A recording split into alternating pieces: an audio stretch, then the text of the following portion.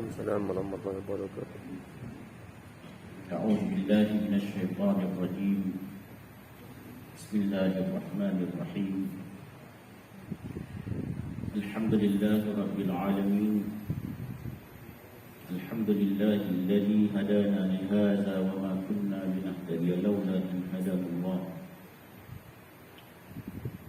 الحمد لله الذي أرسل رسوله بالهدى ودين الحق ليظهره على الدين كله ولو كره المشركون نحمده ونستعينه ونستهديه ونستغفره ونعوذ بالله من شرور أنفسنا ومن سيئات أعمالنا من يهده الله فلا مضل له ومن يضلل فلا هادي له أشهد أن لا إله إلا الله وحده لا شريك له وأشهد أن محمدا عبده ورسوله اللهم صل على سيدنا محمد وعلى آله وصحبه ومن دعا بدعوته إلى يوم الدين أما بعد قال رب اشرح لي صدري ويسر لي أمري واحلل عقدة من لساني يفقهوا قولي سبحانك لا علم لنا إلا ما علمتنا إنك أنت العليم الحكيم لا حول ولا قوة إلا بالله العلي العظيم Alhamdulillah. Marilah sama-sama kita merafakkan setinggi-tinggi rasa syukur kita kepada Allah Subhanahu wa taala. Yang pertamanya telah menghidupkan kita setelah dimatikan ketika kita berada di alam tidur. Sebab itulah sunnahnya Nabi ajar kepada kita apabila kita bangun daripada tidur, kita disuruh berdoa. Kita disuruh berdoa. Kenapa? Kerana sebagai menzahirkan rasa syukur kita kepada Allah Subhanahu wa taala yang telah menghidupkan kembali kita selepas dimatikan beberapa jam dalam masa kita tidur. Sebab tidur ni satu suasana di bawah pengaruh sedar. Orang tidur ni dia tak sedar. Jadi sebab itulah macam-macam yang Nabi ajar sebelum tidur. Nabi ajar macam mana cara dia nak tidur, dan lebih-lebih lagi selepas daripada tidur. Apa Nabi baca? Alhamdulillahilladzi ahyana ba'dama amatana wa ilaihin nusyur. Kita menzahirkan rasa syukur kita, pujian kita kepada Allah Subhanahu wa taala. Ahyana, menghidupkan kembali kita, ba'dama amatana, selepas dimatikan kita. Jadi tidur ni umpama matilah. Umpama mati. Jadi tuan-tuan, kita kena banyak-banyak bersyukurlah sehingga di saat ini selepas kita dihidupkan kembali, kemudian kita diizinkan oleh Allah Subhanahu wa taala. Dalam erti kata lain, kita dipilih oleh Allah Subhanahu wa taala untuk menjalankan tanggungjawab kita sebagai hamba kepada Allah Subhanahu wa taala dengan menunaikan solat subuh secara berjamaah. Ramai orang kat luar sana yang tidak dipanggil oleh Allah Subhanahu wa taala untuk menyertai kita. Ramai. Kalau kita lihat kat Prima ni pun kan, tak ada macam ni ramai. Tak pernah sabar langsung. Jadi mana-mana pun sama je. Kan? Tak kira lah semayang apa pun, tak padan. Padahal surau ni bukannya besar sangat pun, tapi tak boleh nak penuh. Kalau penuh pun tak boleh nak melimpah. Sebab Orang yang buat surau ni pun, orang yang merangka pembinaan surau ni pun dijangka dah agaknya lah. Buat besar mana pun tak penuhnya. Ya kan? Jadi kita kena banyak bersyukur lah. Dan saya melihat orang yang datang surau masjid ni orang yang sama je. Muka tu je. Yang lain mana? Ya kan? Tidak ada usaha ke kita nak ajak dia orang. Sebenarnya tuan-tuan dan puan-puan sekalian jemaahnya dirahmati Allah Subhanahu wa taala. Kita dah orang panggil dah berada di penghujung zaman. Kalau kita bandingkan dengan suasana zaman yang dahulu, zaman para sahabat, tabi'in, tabi'in,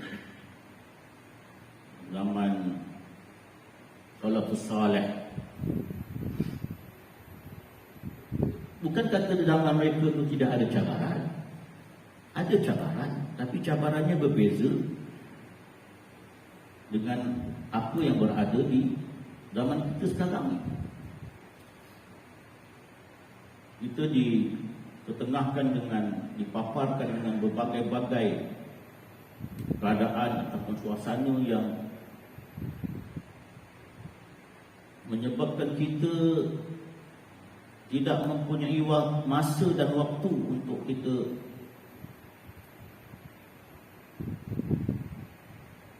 menghadap Allah Subhanahu wa taala. Tidak mempunyai, bukan kata tak ada peluang, ada peluang. Tapi peluang kita itu telah diambil, ruang dan peluang kita itu telah diambil dengan berbagai-bagai cabaran dan ujian. Jadi tuan-tuan dan puan-puan sekalian jemaahnya dirahmati oleh Allah Subhanahu wa taala. Allah sebenarnya dia apabila dia menciptakan manusia ni, oleh kerana Allah yang menciptakan manusia, Allah Subhanahu wa taala tahu perangai dan tabiat manusia.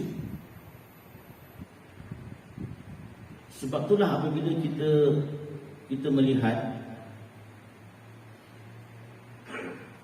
kepada uslub yang digunakan oleh Al-Quran, uslub ni kaedah yang digunakan oleh Al-Quran. Al-Quran ini satu mukjizat yang paling agung di atas muka dunia ni sampailah ke hari kiamat. Daripada zaman Nabi Adam sampai hari kiamat, Al-Quran ini adalah merupakan mukjizat yang paling agung yang tidak pernah diturunkan oleh Allah Subhanahu wa taala kepada nabi-nabi lain kecuali Nabi Muhammad sallallahu alaihi wasallam. Dan Al-Quran ini mengandung segala bagai cerita, hukum hakam dan sebagainya sejak daripada zaman Nabi Adam sampai hari kiamat. Sampailah peristiwa kiamat, apa yang berlaku di padang mahsyar, syurga, neraka, semua ini diceritakan dalam Al-Quran. Satu mukjizat yang paling agung, yang paling besar yang Allah Ta'ala turunkan. Dan Al-Quran ini dijadikan sebagai panduan kepada umat manusia ataupun umat Nabi Muhammad SAW sampai kiamat. Dijadikan panduan sebagai satu kitab, sebagai satu manual. Jadi oleh kerana Al-Quran ini daripada Allah Subhanahu wa taala, dan Allah Ta'ala turunkan Al-Quran ini sesuai dengan kejadian manusia, sesuai dengan fitrah manusia, maka Allah Ta'ala menggunakan berbagai-bagai uslub, berbagai-bagai pendekatan dengan tujuan untuk memberi kepahaman kepada manusia, dengan tujuan untuk memberi keyakinan kepada manusia, dengan tujuan untuk supaya manusia itu mengambil Al-Quran, menjadikan Al-Quran sebagai panduan. Di antara uslub, banyak uslub kalau kita belajar usul tafsir, banyak uslub yang Allah Ta'ala gunakan. Selalu banyak uslub. Antaranya dipanggil uslub tarbiyah insaniyah, pendekatan insaniyah, ayat-ayat berkaitan dengan kejadian manusia. Antara tarbiyah minhajiyah, pendekatan yang bertahap, ayat-ayat yang bercerita berkenaan dengan peringkat-peringkat Contohnya kalau diceritakan tentang alam kubur, ada tahap-tahapnya. Kalau ceritakan tentang suasana hari ataupun suasana padang mahsyar, ada dia punya peringkat-peringkat dia. Kalau diceritakan tentang hari kiamat, bagaimana berlakunya, ada tahap-tahapnya. Itu dipanggil minhajiyah. Ada tarbiyah mustamirrah dipanggil, yang berkesinambungan, berterusan. Dia cerita daripada awal, Allah cerita daripada awal kemudian sampailah penghujungnya ada berkaitan antara satu sama lain. Ada tarbiyah jiwar dipanggil, yang berbentuk komunikasi, yang Allah berkomunikasi dengan kita, dipanggil jiwar. Terlalu banyak. Tujuannya tidak lain dan tidak bukan supaya hamba-Nya, manusia ni dia faham, diambil Al-Quran itu dijadikan panduan yang boleh memandu kehidupan mereka seperti mana yang dikehendaki oleh Allah Subhanahu wa taala. Sebab kalau kita tak ambil Al-Quran, maka kehidupan kita lari daripada kehendak Allah Subhanahu wa taala. Hakikat penciptaan manusia, hakikat kejadian manusia, dan kenapa manusia itu mesti menjadikan Islam sebagai landasan. Kita selalu dengar ayat yang dibacakan, wa ma khalaqtul jinna wal ins illa liya'budun. Tidak aku jadikan jin dan manusia itu melainkan untuk mengabdikan diri kepada aku. Itu hakikat asal penciptaan manusia. Dan dalam apa keadaan, dalam apa suasana, dalam apa ketika sekalipun dalam kehidupan kita ni, tidak boleh lari daripada mengabdikan diri kepada Allah Subhanahu wa taala. Setiap detik dan setiap ketika kehidupan kita mesti kena mengabdikan diri kepada Allah Subhanahu wa taala. Dan Islam ni satu agama yang sangat comel, sangat cantik. Tidak ada agama yang secantik Islam, yang mengatur kehidupan manusia, yang mengatur kehidupan umatnya daripada mula kejam mata sampailah dibangkitkan celik mata balik. Semuanya diatur oleh Islam. Semuanya diatur oleh Islam. Tuan-tuan dan puan carilah, ada tak agama yang mengajar semikian? Daripada kita nak tidur sampailah kita bangkit tidur, kita melakukan aktiviti harian kita, kehidupan kita seharian kita, semuanya dipandu oleh Islam. Maka betul lah Allah Ta'ala kata, wa ma khalaqtul jinna wal ins illa liya'budun. Melainkan aku ciptakan manusia dan jin itu melainkan untuk mengabdikan diri kepada Allah Subhanahu wa taala.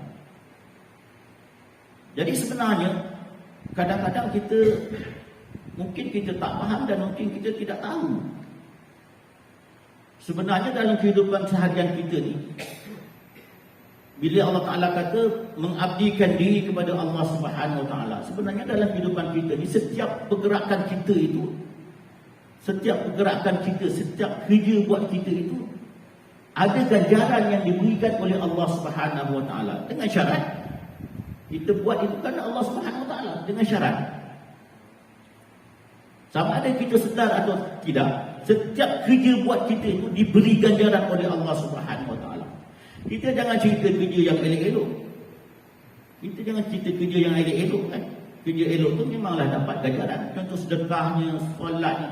Ni cerita nak masuk tandas pun, nak masuk jamban macam bahasa kampungnya nak masuk jamban pun diberi ganjaran oleh Allah Subhanahu wa taala, dengan syarat kita ikut seperti mana yang diajar oleh Nabi. Nak masuk tandas tu dia baca dulu. Kalau masuk tandas tu main terkejar aja kan, main lompat aja, dapat melepas je lah. Dapat melepas. Dan silap-silap, bukan silap air bulan tu, memang di dalam Baitul Khala ni, dalam tandas bilik air ni memang tempat berkampungnya syaitan. Dalam tandas pun kita dah kena godaan syaitan, hasutan syaitan. Kalau kita tidak mengikut seperti mana yang dia ajar oleh Islam. Agama lain ada, agama lain tak ada, tidak diajar. Cuma agama lain mungkin diajar dari segi kebersihan.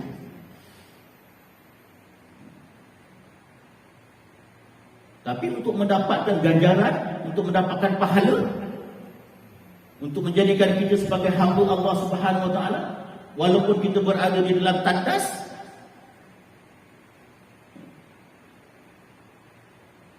maka kita kena ikut seperti mana yang diajar oleh Nabi SAW bagi kita mendapatkan ganjaran.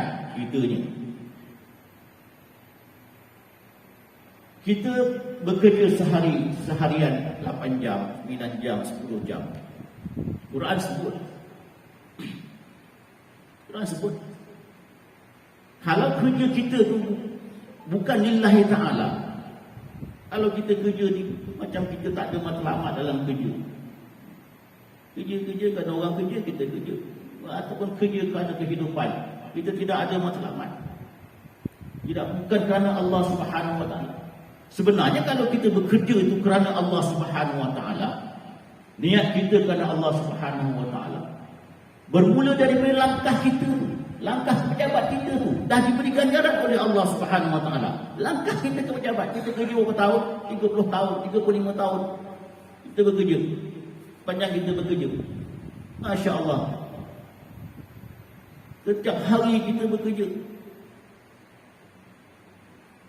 Berapa banyak langkah yang kita, kalau kita nak kira langkah, berapa banyak langkah yang kita telah buat. Satu. Yang keduanya, kalau kita bekerja dan kita dibayar gaji pendapatan kita, daripada gaji itu kita manfaatkan untuk ahli keluarga kita, diberi nafkah untuk ahli keluarga kita, diberi lagi ganjaran oleh Allah Subhanahu Wa Taala. Tanggungjawab kita sebagai ketua keluarga. Daripada pendapatan itu kita gunakan untuk pada jalan Allah, kita bersedekah, kita berwakaf, kita berinfak dan sebagainya. Jadi memang tepatlah apa yang Allah Taala sebut, wa ma khalaqul jinna wal insa illa liya'budun. Tidak aku jadikan jin dan manusia melainkan mengabdikan diri kepada aku. Cuma dalam kehidupan kita ni, tuan-tuan dan puan dan jemaah yang dirahmati oleh Allah Subhanahu Wa Taala, kita memang menghadapi cabaran. Kita memang menghadapi cabaran. Itu dipanggil fitrah kehidupan. Allah Ta'ala sebut dalam Quran, adakah senang-senang kamu nak kata kami telah beriman, sedangkan kamu belum lagi diuji oleh Allah Subhanahu Wa Taala. Walaqad fatanna alladziina min qablikum. Sesungguhnya Allah Ta'ala telah menguji orang-orang yang sebelum daripada kamu. Dan memang daripada Nabi Adam sini. Malam tadi kita dengar Ustaz Amin ajar Nabi Adam, macam mana Nabi Adam sendiri diuji. Sedangkan Nabi itu masuk, tapi asbab Allah Ta'ala nak jadikan Nabi Adam itu daripada syurga turun ke bumi. Asbab untuk menjadikan Nabi Adam itu sebagai induk yang melahirkan keturunan Bani Adam. Ada ujian, dan ujian yang paling besar ialah ujian menghadapi godaan syaitan. Yang sebenarnya kalau kita faham, syaitan ni pun dia bukannya hebat sangat. Bukan hebat sangat. Syaitan ni dia manusia yang dia makhluk yang penakut sebenarnya. Dia tak berani berdepan. Kan? Dia ni jenis, kalau dia nak goda kita pun dia jenis bisik-bisik je. Kita baca dalam Quran Al-Nas. Yuwaswisu fi sudurin aja, bisik-bisik je. Kalau dia berani dia ke depan kan, munculkan diri dia. Tapi dengan bisik-bisik syaitan pun kita dah tewas dah. Dengan bisik-bisik syaitan pun kita dah tewas. Sebab tu dalam surah Al-A'raf Allah Ta'ala sebut, innal ladzina taqaw idza massahu syaitan tazakkaru fa innahum mubsirun. Sesungguhnya orang yang bertakwa, idza massahu syaitan, massahu ni macam kita dipanggil, macam sentuh je lah. Syaitan ni kerja dia simple je, bukannya kerja dia teruk. Bukan dia jenis paksa-paksa, tak ada paksa-paksa. Sebab dia tak berani, dia penakut, dia pun tak munculkan diri dia. Godaan dia cuma yuwaswisu, waswiskan, bisik-bisik je hati manusia. Masahu syaitan, masahu ni macam dia sentuh-sentuh, dia tiup angin nyentuh je. Itu pun kita dah tergoda. Itu pun kita dah hanyut. Tapi semuanya itu Allah Ta'ala ajar, Allah Ta'ala bimbing kita. Allah Ta'ala tunjukkan jalan dalam Al-Quran bagaimana kita nak menjadi manusia yang boleh berhadapan ataupun mengatasi godaan syaitan. Tuan-tuan dan puan-puan sekalian jemaah yang dirahmati oleh Allah Subhanahu Wa Ta'ala, kita tak lama lagi akan, dalam 10 hari lagi kita akan menyambut bulan Ramadan. Bulan yang siapa-siapa pun orang Islam kita menunggu kedatangan. Dan ini digambarkan dalam banyak hadis Nabi, zaman para sahabat, zaman tabi'in. Suatu suasana, satu keadaan, suatu masa yang sangat-sangat ditunggu-tunggu, dinanti-nanti. Selepas beberapa bulan kita menjalani kehidupan biasa, kita didatangkan oleh Allah Subhanahu Wa Ta'ala dengan 1 bulan. 11 bulan kita menjalani kehidupan biasa, dan 1 bulan ini Allah Ta'ala masukkan kita ataupun berikan satu pentarbiahan kepada kita, yang mana kita semua sedia maklum, dan kita pun dah berpuluh-puluh kali melalui kehidupan di bulan Ramadan.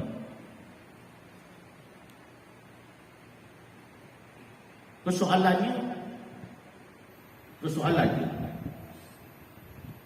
walaupun kita dah berkali-kali, berpuluh-puluh kali melalui ataupun merasai bulan Ramadan, persoalannya,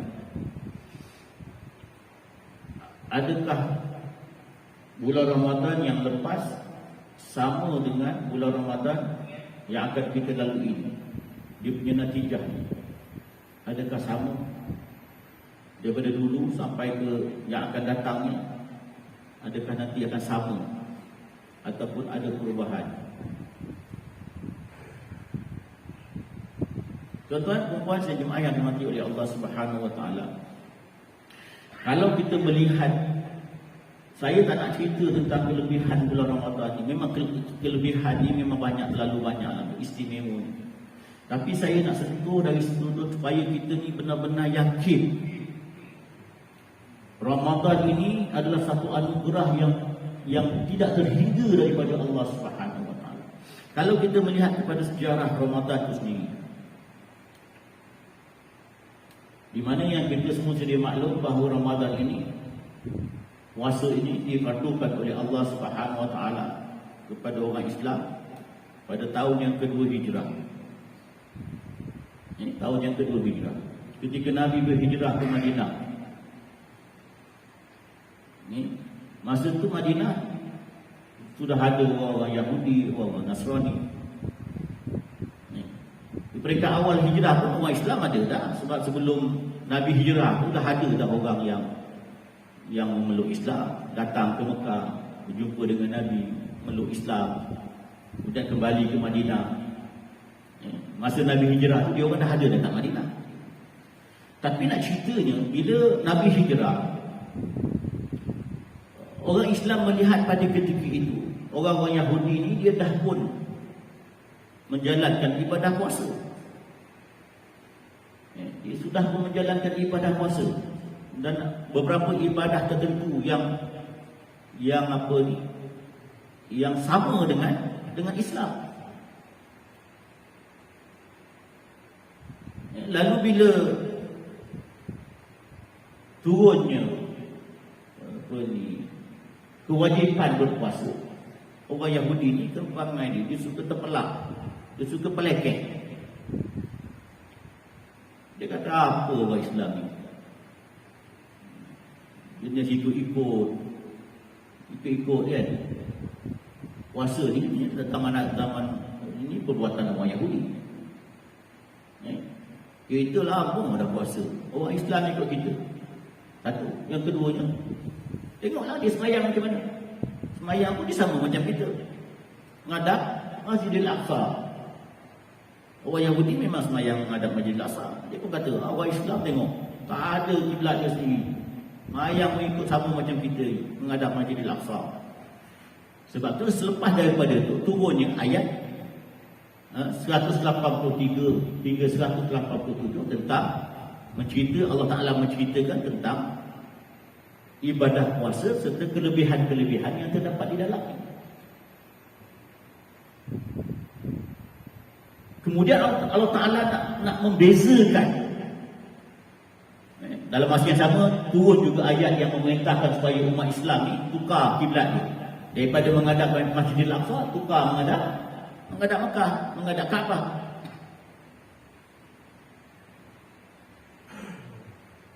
Dan dalam ayat puasa ni yang biasa kita dengar orang baca, ya ayyuhallazina amanu kutiba alaikumusiyam, semua tu kan. Ayat yang pertama, ayat 183. Tentang kewajipan, tuntutan kewajipan puasa kepada orang Islam.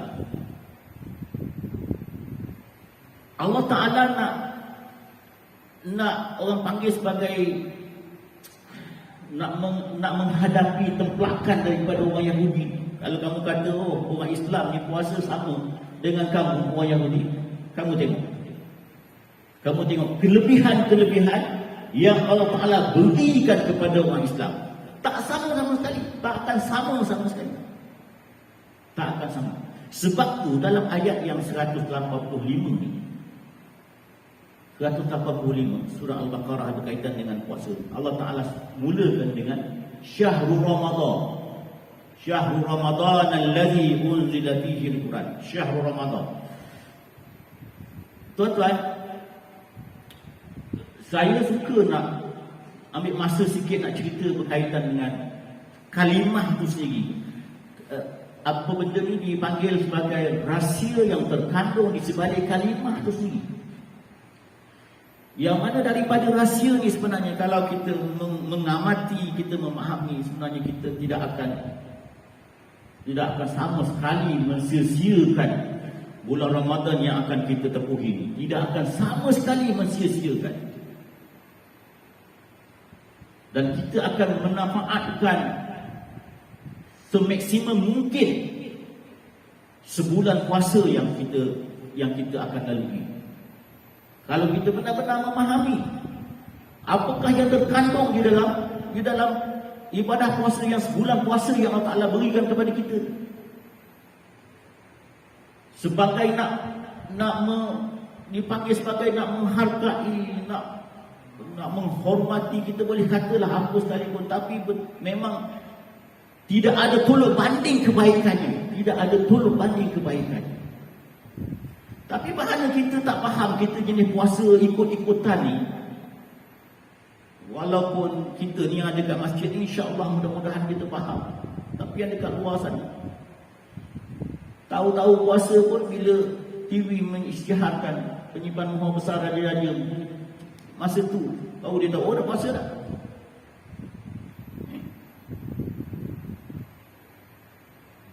Cuba kita tengok perkataan Syahrul Ramadan. Saya nak ambil perkataan ni.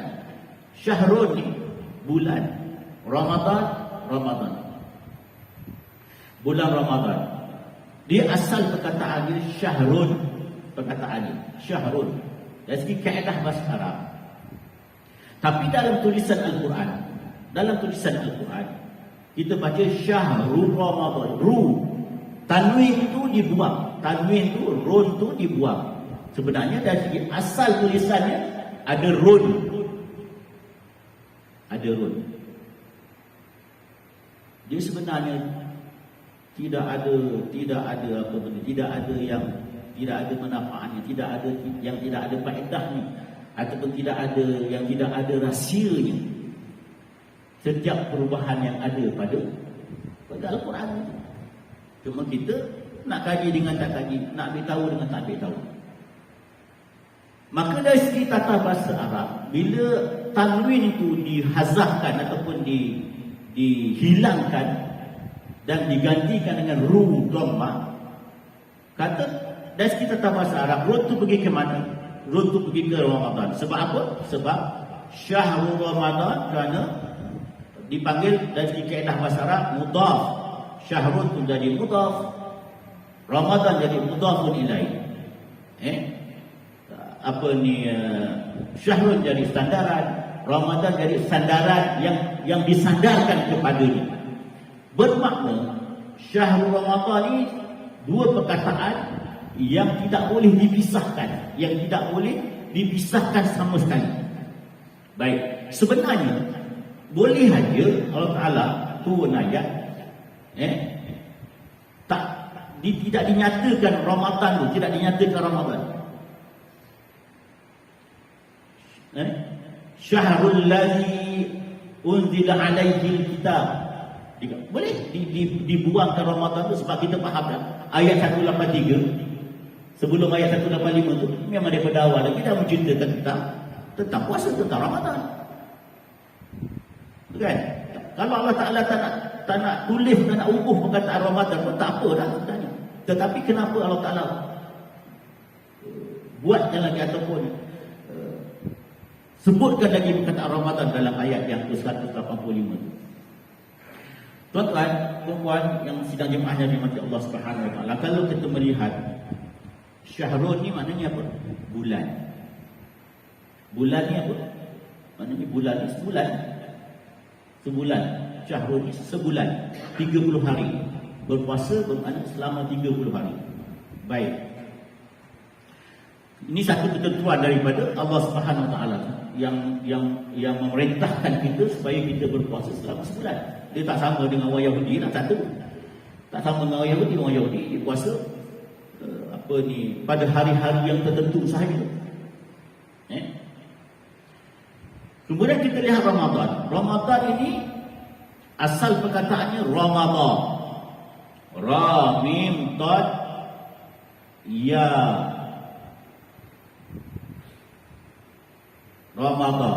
Ya yang tak ada titik tu. Asal tulisan dia macam tu. Dari segi maknanya, Ramadan ni ialah sesuatu benda yang hangus sama sekali. Yang hangus sama sekali. Kerana dibakar oleh sesuatu kepanasan. Khususnya kepanasan matahari. Itu maknanya dari segi bahasa. Ramadan ni maknanya sesuatu benda yang hangus sama sekali. Kesan daripada pembakaran. Dan kalau dikaitkan Ramadan ni adalah pembakaran kepanasan matahari. Baik. Jadi apa kaitannya dengan puasa? Apa kaitan dengan puasa? Tuan-tuan, perempuan sekalian jemaah yang dimati oleh Allah Subhanahu Wa Taala, para ulama yang mengkaji tentang ayat ini, yang mengkaji tentang perkataan ini, mengatakan bahawa yang dimaksudkan oleh Allah Subhanahu Wa Taala dalam ayat ini ialah penghapusan secara total. Penghapusan, pembakaran secara total. Faham betul? Faham betul? Penghapusan, pembakaran secara total dosa-dosa hamba-Nya di bulan Ramadan. Penghapusan secara total, maknanya zero dosa secara total. Dosa-dosa hamba-Nya start daripada akil balik sampailah hari yang pertama kita sambut Ramadan.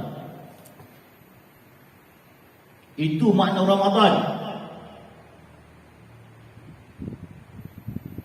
Tuan-tuan, puan-puan sekalian jemaah yang dirahmati oleh Allah Subhanahu Wa Taala, dalam hidup kita ni, apa yang kita nak sebenarnya? Apa yang kita nak? Dalam hidup kita ni, natijah kepada kehidupan kita ni, apa yang kita nak? Ya, memang Allah Ta'ala pun tahu. Allah Ta'ala jadikan manusia, dalam masa yang sama Allah Ta'ala jadikan syaitan. Dan Allah Ta'ala tahu bahawa hambanya ini akan berhadapan dengan syaitan. Dan hambanya tak lekang, tidak akan sunyi daripada melakukan dosa. Tidak akan sunyi. Allah Ta'ala tahu. Dan semuanya hambanya melakukan dosa. Semua hamba melakukan dosa.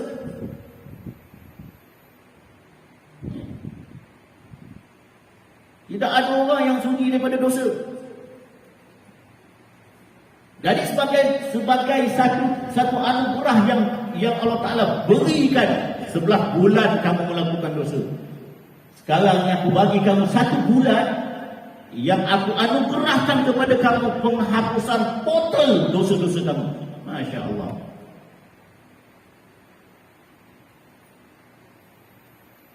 Kita nak berhadapan dengan Allah Ta'ala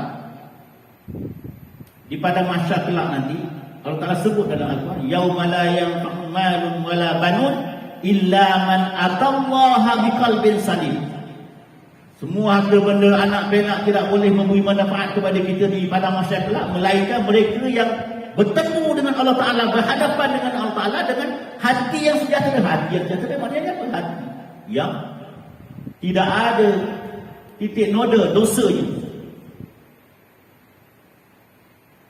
Jadi ini peluang yang diberikan oleh Allah Subhanahu Wa Taala kepada kita. Tapi berapa ramai orang yang tahu. Dan hak penghapusan dosa ni, kita bukan macam agama Kristian.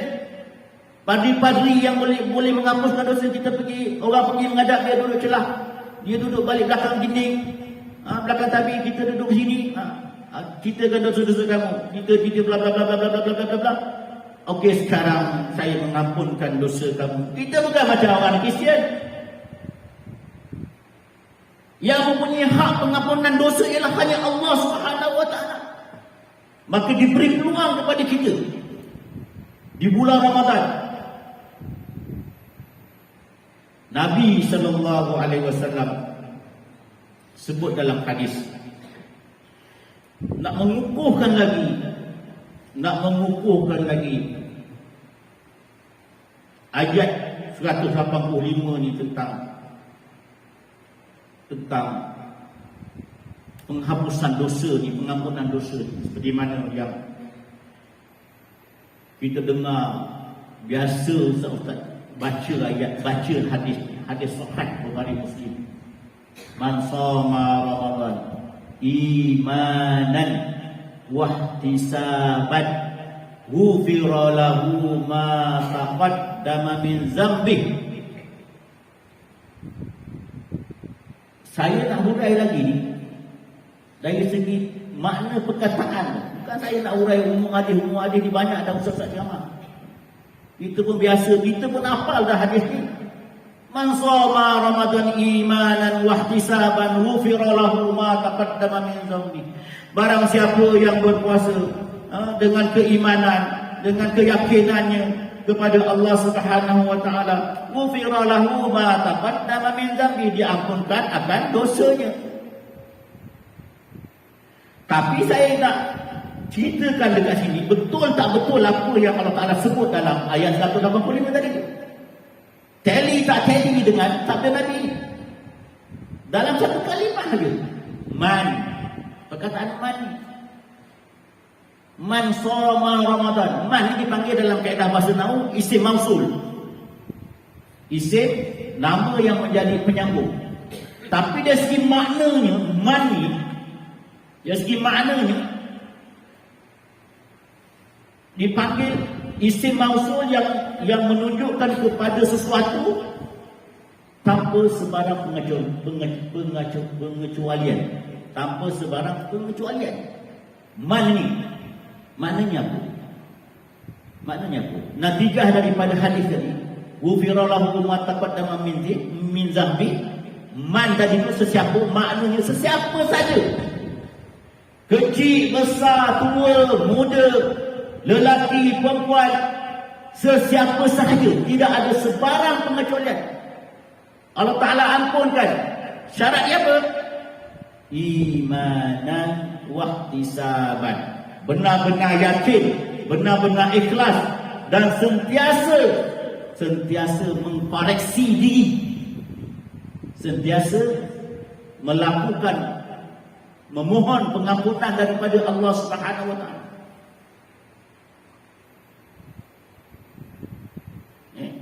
Sentiasa minta ampun dengan Allah Subhanahu wa taala. Tuan-tuan, kita biasa dengar hadis Nabi. Nabi sendiri pun sebelum Nabi tidur, sebelum Nabi tidur apa Nabi buat?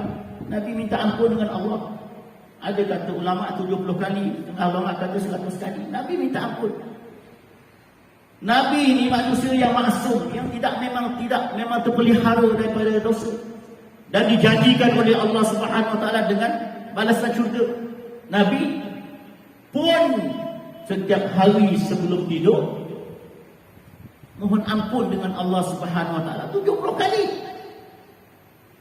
70 kali. Nabi yang maksum, Nabi yang dijanjikan syurga, Nabi yang diberikan Al-Quran, pun minta ampun 70 kali lagi. Kita siapa? Kita siapa? Kita bukan Nabi. Kita bukan yang diberikan Al-Quran. Siapa kita? Takkan kita tak nak minta ampun dengan Allah SWT? Takkan kita diberi satu ruang, satu peluang dalam masa sebulan ni kita tak nak minta ampun. Kita tidak menggunakan peluang ni untuk mohon Allah Ta'ala ampunkan segala dosa-dosa kita. Hadis yang kedua, puasa ni pada siang hari kan? Pada siang hari kan? Kita puasa siang hari, man shoma Ramadan pada siang hari. Puasa tu dihapuskan dosa pada siang hari. Dalam hadis yang lain, man qama Ramadan, qama maknanya mendirikan malam hari Ramadan. Masya-Allah. Siang hari dihapuskan dosa.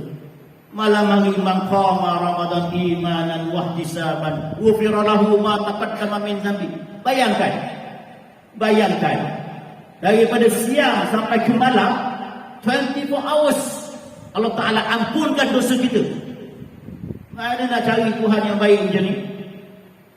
Mana nak cari majikan yang baik macam ni? 24 hours. Tidak ada ruang sikit pun yang tertinggal.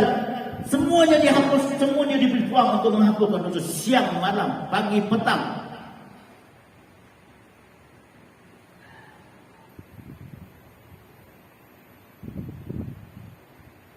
Ini perkara besar, tuan-tuan. Ini yang perkara yang benda-benda lain tu kita mayang 8, mayang 20, apa benda ni, tadarus kan, itu orang panggil perhiasan. Orang panggil perhiasan dalam bulan Ramadan, dalam kita memenuhi bulan Ramadan. Tapi perhiasan pun kita kenalah. Kita tak mau Ramadan kita tu dalam kadang-kadang dosa pun tak dihapuskan. Tapi Ramadan yang kita bawa tu depan Allah Ta'ala kosong, tidak ada perhiasan langsung, kosong. Kadang-kadang kita tengok orang, yalah kita tak salahkan kepahaman dia orang ni. Kadang-kadang saya ikut sunnah Ustaz, mayang 8 rakaat. Okeylah, tak apa. Kalau ikut sunnah mayang 8 rakaat, tak nak buat 20 rakaat contohnya. Kalau balik rumah dibaca Quran tak apa. Kan? Ni balik rumah tengok TV, pegang handphone sampai pukul 12 sampai pukul 1. Sunnah berdua-duanya. Dia baik duduk sini sembahyang 20 rakaat contoh. Kan? Berapa banyak kita boleh minta ampun dengan Allah SWT. Solat tu sendiri sebagai satu pengampunan daripada Allah SWT. Kan? Jadi tuan-tuan, puan-puan dan jemaah yang dirahmati Allah oleh Allah SWT, dia banyak lagi kita nak cerita ni, tapi tak apalah, masa pun panjang lagi. 10 hari lagi kita nak, nanti ada peluang dan ruang kita cerita lagi pasal Ramadan. Ramadan ni terlalu banyak, tapi ini perkara besar yang saya nak cerita, supaya kita jangan sia-siakan Tengah orang bila diwafatkan oleh Allah Subhanahu Wa Taala sebelum Ramadan, kita kata Allah kasihannya dia mati sebelum Ramadan. Kan kita rasa kita sendiri kita tak tahu Ramadan yang kita lalui ini, yang kita lalui Ramadan 30 hari, kita dapat Ramadan. Contohnya orang mati sebelum Ramadan 3-4 hari sebelum Ramadan. Macam contohnya yang lepas tuan guru kita apa ni, Datuk Haruddin, Datuk Hasanuddin mati 3-4 hari sebelum Ramadan kan. Mungkin orang kata, oh kesiannya dia tak dapat Ramadan. Sebenarnya kita tak tahu yang mungkin dia tu Allah Ta'ala wafatkan dia sebelum Ramadan. Dia dah clear dah, dia tak ada dosa dah. Yang kita ni terima jumpa Ramadan ni sebenarnya kita banyak dosa. Allah Ta'ala bagi peluang kepada kita, kalau orang melalui Ramadan ni kena apakan dosa kau. Tapi kita pula kadang-kadang tak menggunakan peluang tu. Kita mensia-siakan peluang tu. Jadi ini satu benda yang besar. Ramadan ni mana penghapusan dosa ni satu benda yang besar. Gunakanlah tuan-tuan dan puan-puan peluang yang ada. Gunakanlah peluang yang ada. Jangan kita sia-siakan. Dan sentiasalah kita mohon ampun kepada Allah Subhanahu Wa Taala. Manfaatkan masa yang ada tu, gunakan sepenuhnya. Dan kemuncaknya nanti itu kita hidupkan malam Lailatul Qadar. Itu kemuncak. Ini yang para sahabat cemburu dengan apa yang diberikan oleh Allah Subhanahu Wa Taala kepada Bani Israel yang umurnya sampai 1000 tahun, yang digunakan beratus-ratus tahun untuk beribadat kepada Allah. Sedangkan umat Nabi Muhammad ni 63 tahun, 70 tahun, kan? Tolak akhir baliknya 11 tahun, 12 tahun, tinggal berapa tahun aja. Tolak zaman remajanya yang semayang pun tak tentu masa macam-macam lah. Jadi rasa cemburu tu ada. Maka lantas apa berkaitan dengan perkara itu, Allah Ta'ala anugerahkan kepada umat Nabi Muhammad malam Lailatul Qadar. Itu tujuannya, supaya apabila kita dapat malam Lailatul Qadar ini bersamaan dengan lebih kurang 83 tahun kita beribadat kepada Allah Subhanahu Wa Taala. Maksudnya apa tuan-tuan? Maksudnya apa? 83 tahun ini sentiasa beribadat. Contohlah kita kata, kalau kita dimatikan oleh Allah Subhanahu Wa Taala, dalam masa kita baca Quran tu, masa tu kita dapat malam Lailatul Qadar. Contoh, dia bagi contoh. Kita baca Alif Lam Mim, tu mati. Baru baca Alif Lam Mim mati. Maknanya apa? Selama 83 tahun, 24 jam, seolah-olah kita baca Alif Lam Mim. Baik, tuan-tuan akan tanya, Alif Lam Mim dia Ustaz, benda yang tu kita tahu tak bulan puasa ni pahala baca Al-Quran, kalau bulan lain Allah Ta'ala satu huruf 10 pahala, satu huruf 10 pahala. Contoh Alif 10, Lam 10, Mim 10. Tapi di bulan Ramadan Allah Ta'ala gandakan 10 jadi 100. Al-hasanatu, kebaikan itu, al-hasanatu asyru min amsalihah. Allah Ta'ala gandakan kebaikan itu dengan 10 kali ganda. Maknanya jadi 100. Satu huruf tu jadi 100. Kalau kita nak kira calculationnya dari segi ganjaran pahala, maknanya kalau kita baca Alif Lam Mim, kat situ ada apa? Ada 300 ganjaran pahala. 300 ganjaran pahala selama 83 tahun setiap masa. 300 ganjaran pahala. Contohnya macam tu lah. Kita tengah sedekah, contoh tengah berinfak. Infak ni Allah Ta'ala sebut dalam Al-Quran, Masalul ladhina yunfikuna fi amwalihim, Masalul ladhina yunfikuna amwalahum kamasali habbatin ambatat sab'a sanabila fi kulli sumbulatin mi'atu habbah wallahu yudha'ifu liman yasha' wallahu wasi'un. Bandingan orang yang bersedekah ni, menginfakkan hartanya pada jalan Allah, seperti dia menanam satu biji benih yang mengeluarkan 7 cabang, dan setiap cabang itu mengandungi 100 buah, 100 biji buah. 100 biji buah. 7 cabang ada 700 biji buah. Itu bandingan orang yang bersedekah. Tapi kalau dia bersedekah bulan Ramadan, contoh bila dia sedekah tutup mati, 700 kalikan dengan 100, jadi berapa? 70,000 ganjaran. Dan selama 83 tahun, setiap masa dan setiap detik Allah Ta'ala bagi ganjaran 70,000. Selama 83 tahun. Boleh buat, boleh buat. Tak boleh buat. Jadi sebab itulah, kalau kita diberi peluang 10 malam yang terakhir ini, yang memang secara tradisinya kita ni bukan orang Melayu je. Saya belajar dulu kat Pakistan, orang Pakistan pun sama. 10 malam yang terakhir ni sama je. Tinggal 2 soft, 3 soft je. Sama je. Sama je. Kat Arab pun sama je. Kat Mesir pun sama je.